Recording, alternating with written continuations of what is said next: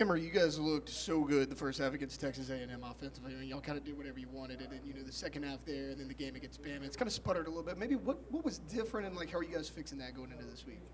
Just trying to focus on execution, play in and play out. From the first quarter to the fourth, A&M game, I feel like you said, we started off really hot, and then we kind of didn't come out after halftime in that same type of energy and with that same mentality. So I feel like just trying to make sure we can get all 5 guys and all 11 guys, all 22 guys, however you want to call it, to execute and to have that same mentality that we start games off with for the entire game. Emery, with DJ Chester being the most, I guess, inexperienced guy on the offensive line as far as starters goes, how do you guys kind of rally around him and help him out whenever he's maybe not having his best game? And I guess how does that help y'all as a unit? You just point to him, and make sure that he knows that we believe in him, and I feel like that's the most important thing. I feel like if he feels like we lose belief in him or we don't think he can do it, it's a less chance that he'll be able to go in the game and execute what we ask him to do. So just making sure that he knows that, we believe in him. And I feel like he's been doing a great job at, getting better and, getting 1% better every day. Speaking of new guys on the line, having your first start against Alabama is never easy, but, Paul Mabinga kind of got thrown in there due to the injury to Dellinger. I know you're right tackle, he's a left guard, so, during the game it's kind of hard, but, what have you seen from him as far as preparation goes throughout the week? Just a lot of fire in his eye. I feel like he knows what's at stake, and he knows the pressure that's on him and the standard that we have built on the O-line, and I feel like he's a guy who's going to go in and attack it, and that's what he's been doing. He's been attacking it, trying to get 1% better, and trying to live up to the standard that we've built. I guess with the run game struggles in the past few games, how do y'all as an offensive line kind of take that adversity and use it as, I guess, fuel to do better in the next week? Now how we're looking at it, we call a run play. Everybody's biting down on their chin strap and make sure that we make it work no matter what happens post-snap, pre-snap, no matter, what's called, we're trying to make sure that run game's going. So, when we call a run play, we're biting down on our chin strap, we're getting low, we're getting gritty, and we're trying to make it work.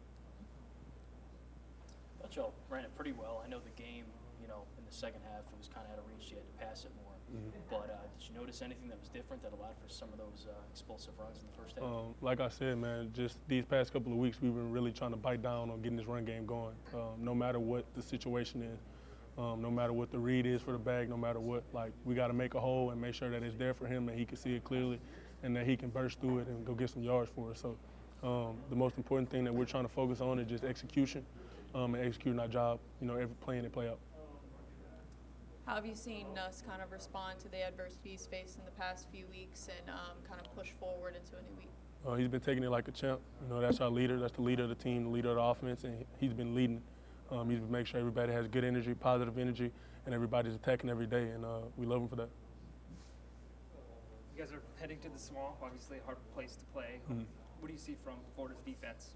They're bigger guys like they always been. My past 2 years playing them, they've always had a bigger D-line. So they're bigger guys who's going to be very motivated to beat us at home, and, we know what we got to go in and do. I guess going off that, you played at Florida your freshman year, I believe. Yes, ma'am. What was that environment like? And, I imagine it's a tough place to play in as a player. Just what are you looking forward to for that game? It's just going to be a hyped up crowd. We play them at 2:30, and what I remember most from my freshman year is coming out of the half, they did this little song, and I thought it was the coolest thing ever. It was nighttime. The game was at night, so they did this little song, and it was cool. So I'm kind of looking forward to going back and hearing it again, and, hopefully we'll be up big on them. How have you seen just the running back room kind of rally together and try to improve their part of things? It takes a team effort. How are they trying to improve their part? Kind of like everybody's kind of together on this. We're trying to get 1% better every day, no matter, what it is. If it's a little piece of your game, a little piece of technique that you need to fix, anything like that, everybody's kind of all in on fixing those little mistakes and, fixing the little deficiencies that we have, a little problem that might cause a bigger problem later or that has been causing a bigger problem.